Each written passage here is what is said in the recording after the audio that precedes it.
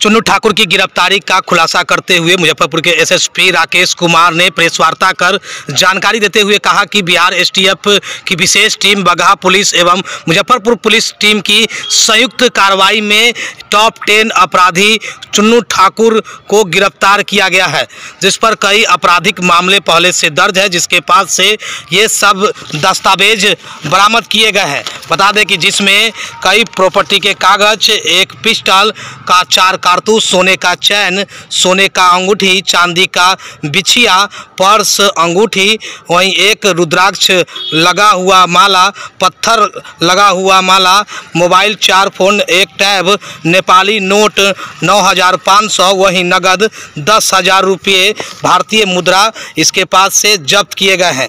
मामले में पुलिस ने कहा है कि इस पर कई आपराधिक मामले दर्ज है और पुलिस को इसके लंबे समय से तलाश थी। मामले की जानकारी प्रेस वार्ता कर एसएसपी राकेश कुमार ने देते हुए क्या कुछ जानकारी, कैसे आखिर खुलासा हुआ और किस तरह से रॉक्सॉल बॉर्डर से गिरफ्तार किया गया है, पूरी जानकारी देते हुए एसएसपी राकेश कुमार क्या कुछ कह रहा है, जरा सुनिए आगे इस वीडियो में।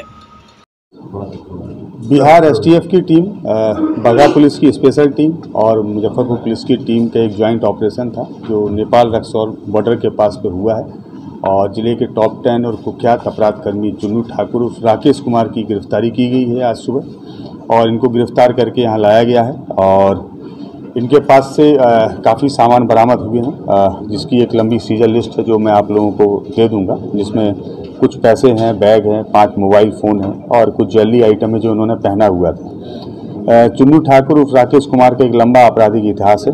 कुल 32 केस इनके ऊपर हैं, जिसमें से लगभग 4 केस में अभी हम लोगों के पास में वांछित हैं और जो हम लोगों के अन्य सीमावर्ती ज़िले हैं वहाँ भी कई केस में ये वांछित हैं, जिसकी सूचना हम लोग अभी संग्रहित कर रहे हैं। आज दिन भर की लंबी पूछताछ के उपरांत इनके घर पर भी एक डिटेल सर्च किया गया है, जिसमें एएसपी टाउन और डीएसपी साइबर जो महिला पदाधिकारी हैं उनकी टीम थी और इस पूरे सर्च के दौरान उनके घर से भी बहुत सारे एटीएम कार्ड्स हैं, डेबिट कार्ड्स हैं, यूनियन बैंक के पासबुक हैं, चेक बुक्स हैं, काफ़ी ब्लैंक चेक्स हैं, कई लोगों के प्रॉपर्टी के डॉक्यूमेंट्स हैं जो दूसरे लोगों के नाम से, कई सारे बसेस के चालान हैं और कई सारे बसों का हिसाब है, जिससे प्रथम दृष्टि ऐसा लगता है कि वो शायद जो है लेवी या रंगदारी के रूप में पैसा रहा होगा। बहुत सारे डॉक्यूमेंट्स हम लोगों को मिले हैं जिसका हम लोग एक डिटेल एनालिसिस करेंगे और इन्वेस्टिगेशन के आधार पर इसमें हम लोग फर्दर प्रोसीड करेंगे। इसी सर्च के दौरान उनके घर से एक ऑटोमेटिक पिस्टल भी बरामद हुई है और 4 राउंड गोलियाँ भी बरामद हुई हैं। सबके आधार पर उनकी जो पत्नी उनको भी हम लोगों ने डिटेन किया है और हम लोग इसमें भी पूछताछ कर रहे हैं और जो भी फर्दर डेवलपमेंट होंगे उससे आप लोगों को अवगत कराया जाएगा। कितने मामले दर्ज हैं इनके अभी तक कुल 32 मामले इनके ऊपर दर्ज हैं और एक ये नेक्स्ट मामला जो वेपन मिला है उसके संदर्भ में एक अलग से केस दर्ज किया जाएगा। इन पर हत्या के केस कई है, कितने हैं? बहुत सारे केस दर्ज। कोई महत्वपूर्ण केस ऐसा है जो? कई महत्वपूर्ण केस दर्ज हैं इनके ऊपर। अय्यापुर में 2019 में एक हत्या का केस है, कांटी में एक हत्या का केस है, सदर थाना के अंतर्गत हत्या के केस है। तो एक बहुत लंबी लिस्ट है इनके ऊपर। 32 जो केस हैं वो सारे केस या तो मर्डर के हैं या आर्म्स एक्ट के हैं या फिर लूट के हैं। काफ़ी वर्षों से फरार चल रहे थे। हाँ, ये वर्ष 2015 में 16 जुलाई 2015 को वैशाली के सदर थाने से जेल भेजे गए थे, जिसमें लगभग 1 वर्ष तक जेल में रहे थे। उसके बाद से लगातार फरार थे जब जमात पे लौट के आए और उस दौरान इन्होंने 2017 से लेकर और अभी तक काफ़ी घटनाओं को अंजाम दिया है और पिछले कई वर्षों में ये लगातार बिहार में जब से शराबबंदी हुई है तो मद्य निषेध से संबंधित जो कांड हैं उन कांडों में भी इनकी संलिप्तता कई बार प्रकाश में आती रही है। हम लोग उस आलोक में भी इनकी गिरफ्तारी पर काम कर रहे हैं। इन पर इनाम भी रखा गया था पुलिस को? हाँ, इन पर जो है पिछले वर्ष जिला पुलिस के द्वारा ही प्रस्ताव भेजा गया था, जिसमें 3 लाख रुपए का पुरस्कार मुख्यालय की तरह से इनके ऊपर रखा गया है और जिस टीम ने इन लोगों को अरेस्ट किया है वो पुरस्कार।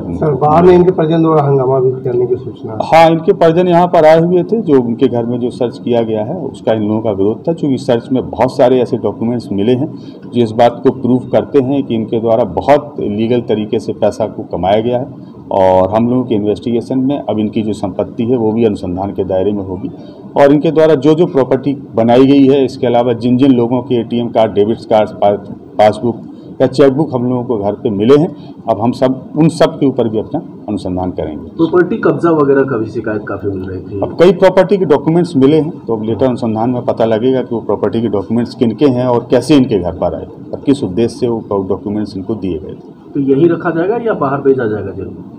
नहीं, अभी तो इनको यही माननीय न्यायालय में अग्रसारित किया जाएगा और उसके बाद में फिर हम लोग डिसीजन लेंगे। चूँकि ये गोपनीय प्रक्रिया है इसलिए इसको डिस्क्लोज करना उचित नहीं है।